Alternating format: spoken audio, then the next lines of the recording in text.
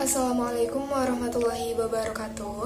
Halo teman-teman, perkenalkan saya Cindy Vina Rivina, biasa dipanggil Cindy. Saya dari Universitas Aisyah Yogyakarta, program studi fisioterapi.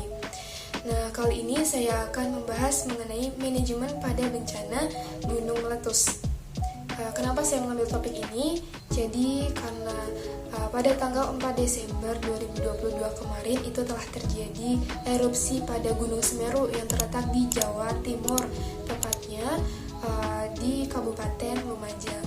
Dan hingga saat ini oleh Badan Pusat Vulkanologi dan Mitigasi Bencana Geologi itu telah mencatat bahwa aktivitas Gunung Semeru itu masih memasuki level yang tertinggi, yaitu level 4 atau awas.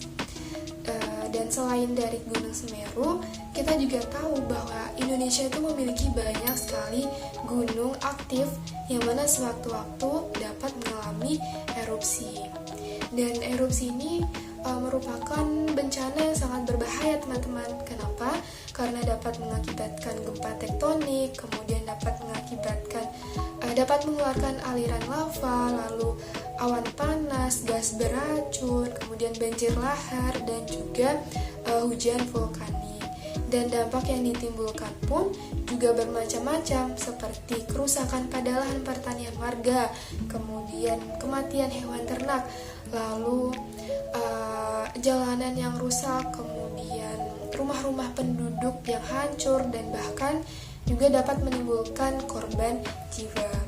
Nah, maka dari itu di sini kita akan membahas mengenai manajemen bencana gunung meletus.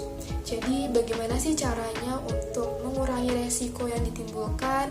Lalu apa sih yang harus kita lakukan pada saat terjadi gunung meletus atau bahkan setelah terjadinya gunung meletus?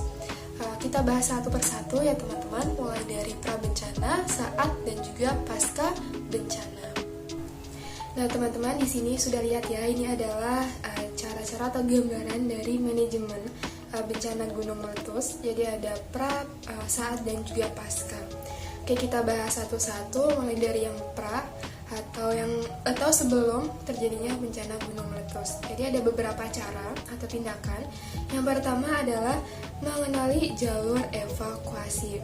Jadi kita itu harus mengenali dan juga menghafalkan jalur-jalur evakuasi dan juga tempat perlindungan yang aman, teman-teman.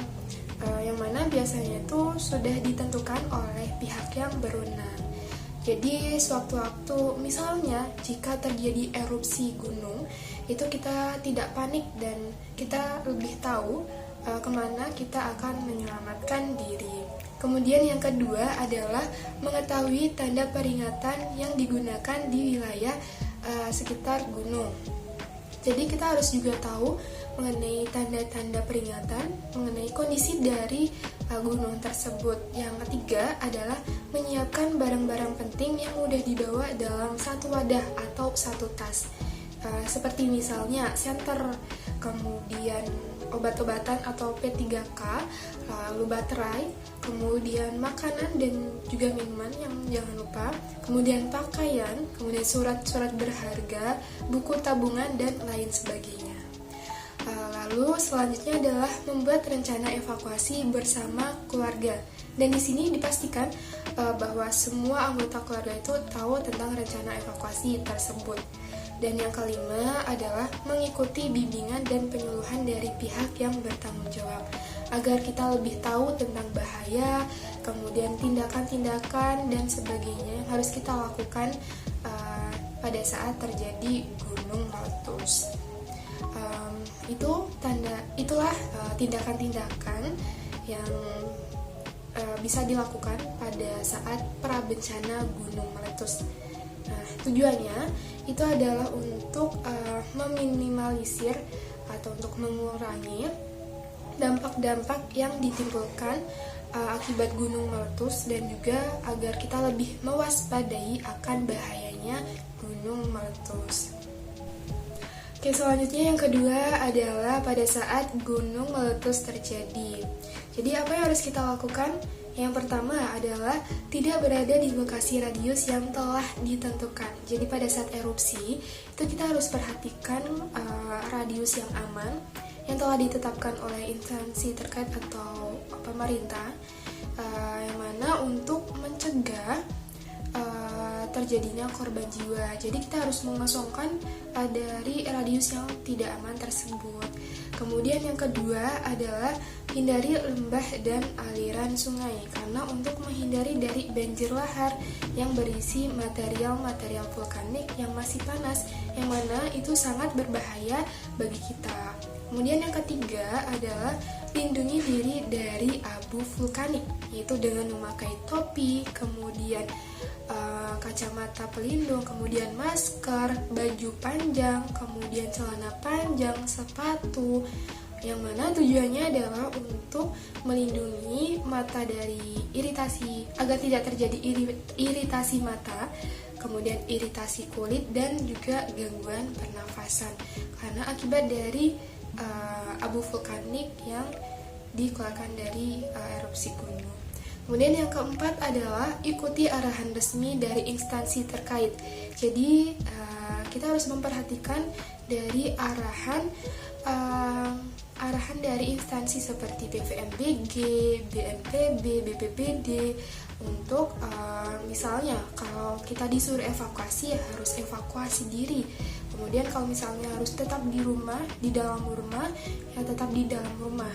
Dan juga mengikuti perkembangan dari aktivitas gunung pasca erupsi.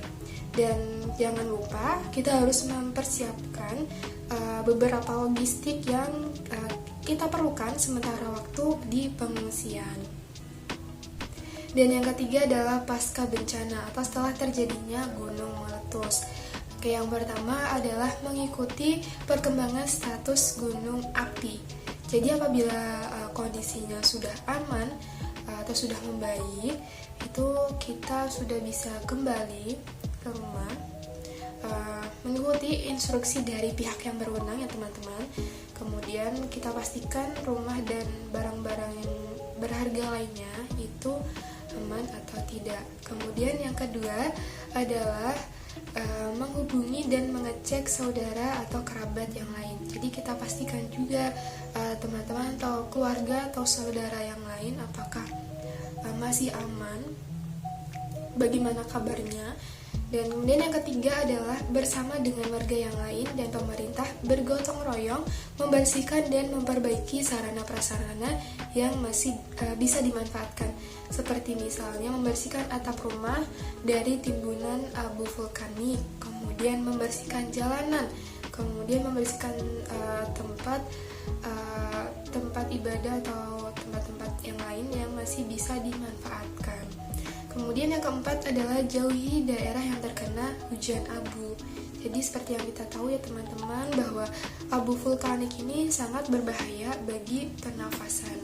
Dan yang terakhir adalah membantu tim medis untuk menolong para korban. Jadi kita harus saling tolong menolong apabila tim medis ini kekurangan tim untuk mengevakuasi atau menolong para korban. Baik, mungkin itu saja sedikit informasi yang dapat saya sampaikan. Apabila terdapat kesalahan, saya mohon maaf. Wassalamualaikum warahmatullahi wabarakatuh.